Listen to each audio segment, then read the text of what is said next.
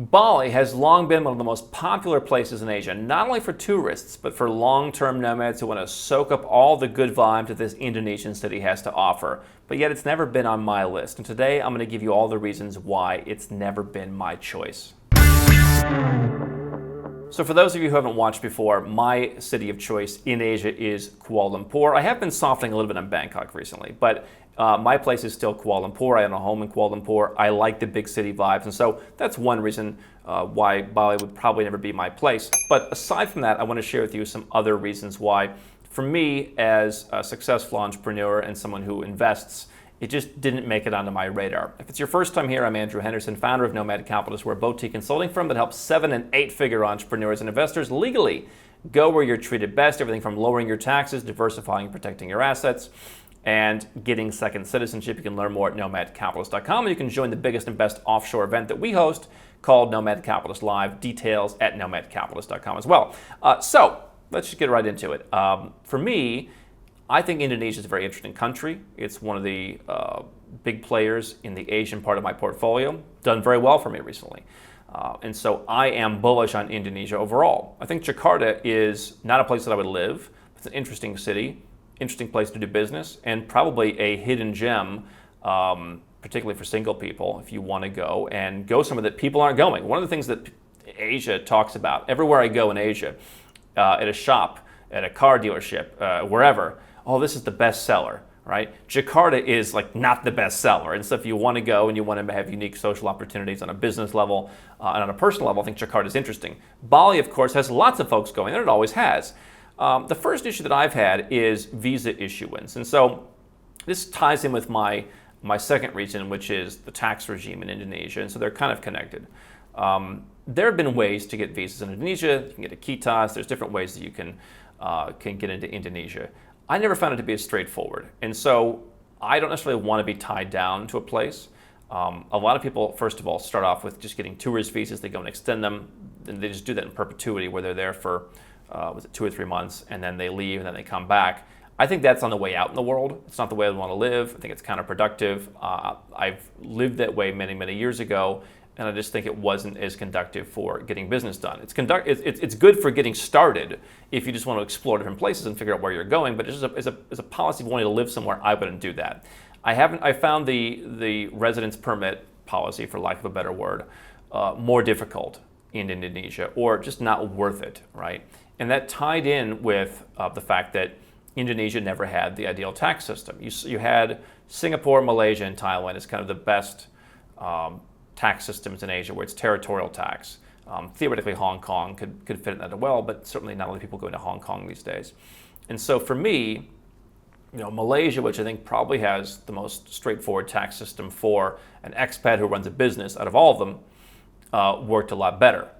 And I also noticed a difference, by the way, between Malaysia. I went from Malaysia to Jakarta once. There's a big difference in culture. I mean, Malaysia is much more developed. The people are more developed. And I love Indonesians, and it's, some of the nicest people that you're going to find. But the development isn't quite there.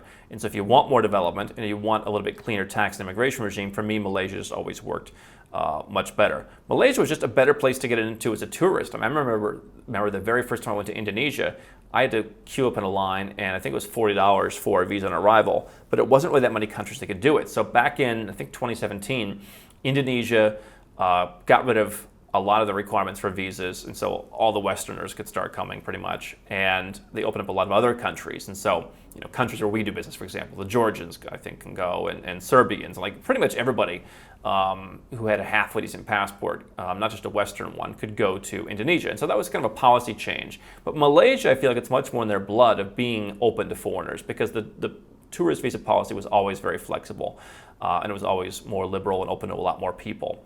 And so the visa and residence permit issue kind of put me off initially, and then the tax issue of there was just never a way. And we worked with clients who they didn't want to leave, and I'm like, you've got a tax issue. So there's something that transcends that now, is Indonesia has talked about rolling out this new 5-year digital nomad visa, and they don't want you to pay tax. So 5 years is long term enough. You're not working towards citizenship in Asia generally, so the fact that a digital nomad visa and not a full residence permit, not a huge difference. I still think residence permits are a little bit stronger, but hey, you can live there. If the goal is to live there, you can live there on this digital nomad visa, no tax. So that might have been appealing to me if it had been years ago, but let me get into some of the other reasons. Number 3 is leasehold land. I like to buy property because I have rented a few times overseas, and it's just a hassle, especially for someone like myself who's not always there. If you are just on a digital nomad visa, the question is, in some countries, we'll see what happens in Indonesia, they may not open a bank account for you. They may want a certain kind of residence permit to open a bank account. So if you can't get a bank account, how do you pay your rent? There's times when I was paying rent in cash, and you had to meet someone every month, or be like, hey, I'm leaving for 3 months, here's 3 months rent, and okay, fine, you paid in advance. But it just was not as convenient. So I like to own a property. When you own a property, you can almost certainly get a bank account. If you have a residence permit, you can then absolutely certainly get a bank account to pay your bills. You can set things up on auto pay, and you just don't have the ongoing expense. I hate monthly expenses, quite frankly. I really do. I like to, if I can just, finalize the expense. Yeah, okay, a condo in Asia, an apartment in Asia is going to have some kind of management charge. I just pay in advance for the year. It's not a lot. Property taxes, just have someone pay it. In many cases, you can have a lawyer pay it. But the bottom line is, I like to own property. I think that long-term buying property in Asia is going to be a good investment.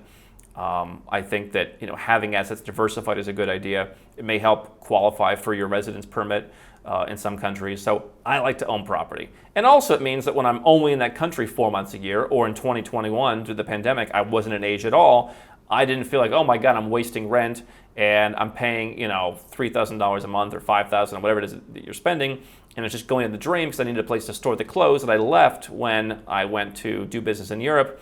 I like owning. And in Indonesia, you're looking at, generally speaking, leasehold land. So, for me, the idea that my children or grandchildren are not going to really be able to use that, who knows what they can come up with? This is the big question in Asia, is like, okay, what are we going to do in 99 years? What are we going to do in 30 years? What are we going to do in whatever number of years when the leasehold ends? But for me, that's a downside. Now, a lot of Asia is like that, but Indonesia especially so. It's kind of, to me, one of the big proponents of leasehold, and foreigners can own land and all that. Malaysia, foreigners can own land, but I just felt like property in Indonesia not as interesting, and especially in Bali, where people want to live in villas. And so I've had people that I've worked with who they are building villas, and that's cool. I don't think I would live in a villa in Indonesia long enough.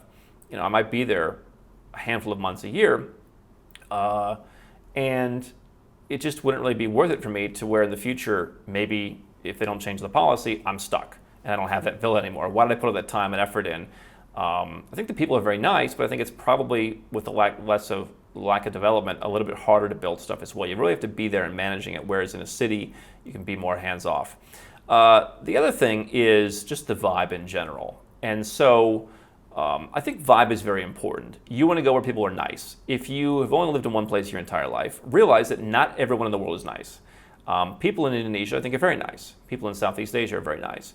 I think that the challenge for me is, are the people who are going to Bali the kind of people that I would hang out with in terms of growing my business? And so if you are a 7 or 8 figure or a 9-figure entrepreneur, you're probably not going to find as many people in Bali. This is not to be taken as a criticism. You have a lot of folks in Bali who want to run lifestyle businesses. And yes, I know people who have big businesses. I will say that the percentage of folks that we've worked with who live in Bali, who have million and multi-million-dollar incomes, the percentage of them who stay at that level is less, because it is perhaps more of a lifestyle focus. And so they get up to $1 million, $2 million, $3 million, and then it's retrenched. And so, I think that if you want to be around people who want the same creature comforts that you do, who want the same services that you do. I mean, for me, I like having access to certain luxuries that just don't exist in Bali.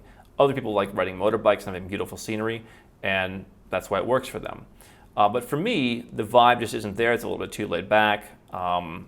I'm not in the lifestyle vibe. It seems to kind of, I have almost memories, to be fully vulnerable. I have memories of being a kid or being a young adult. I remember going to Vegas. I went to Vegas a bunch of times in my early 20s for business and entertaining people. And I remember walking on the Strip on a couple different occasions, and people just shouting out at me that I was too intense, that I was walking too fast. Like, why aren't I chilling out? I'm in Las Vegas. Like, relax, man. And I kind of feel like, in some sense, that's the vibe. One thing my friends and I were talking about recently was there was a sign at a cafe we went to. We just met up with some people. Good vibes only. And that to me is the ultimate Bali thing. Here's what good vibes only is. It is, I am deep down a toxic person who's jealous, who's miserable, but I cover it up because that's socially acceptable to me and I'm afraid to be who I really am to the world. And so I'm going to have a veneer of good vibes only. And like anyone who's not an action taker but who only says things, I'm going to just say good vibes only. So then the minute you get upset with me for my toxicity or doing anything wrong or not delivering or reneging on my word, I get to say, you have got bad vibes because I said I took good vibes first. And it's just not really what I want to associate with. I want to associate with people who take responsibility for their lives. And I'm not saying everyone in Bali is like that, but there's a definite thing of like a proliferation of good vibes only signs. The good vibes only signs per capita rating in Bali, in Ubud, is probably higher. So I'm happy to go to Ubud, and I've been there, and I just always kind of feel a little bit weird, even if you stay at like the Ritz-Carlton Reserve Hotel, or if you stay at a really nice villa, I just feel weird. And so, it's just not the vibe that's for me. I like walking, and it's not as much of a walking place.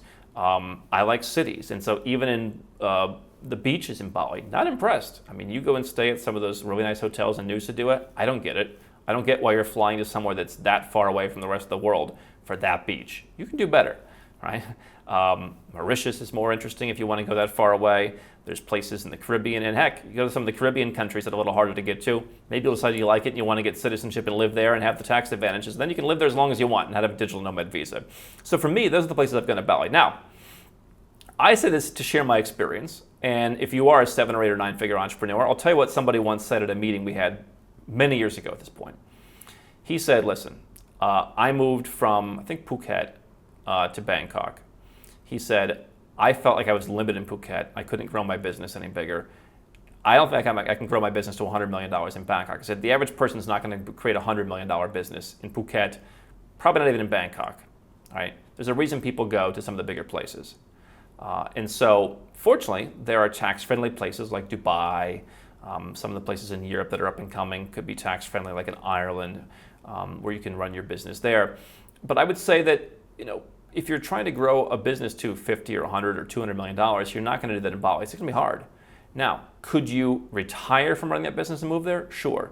But I can tell you, I'm always thinking about business. I like to work. I'm always doing some kind of work. Even if I took time off from business, I'd be working on something else. And I'm probably not nearly laid back enough, so I take responsibility for that. None of this is intended to say if you live in Bali that, we're not friends or I don't like you. But for me, that's why I didn't go there. I would enjoy visiting for a week or two. I love all the fresh juices.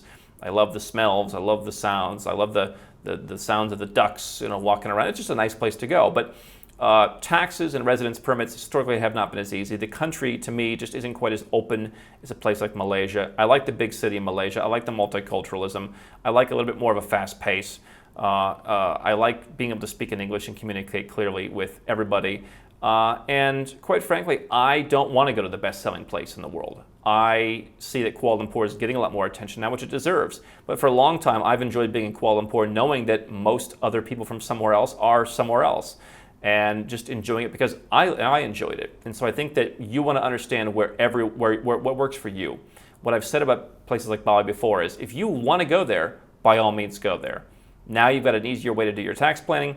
But if you're just going there because that's where everyone else goes, that's a recipe for disaster, and you're going to give up on this nomad stuff earlier, and I just don't think that's a good idea.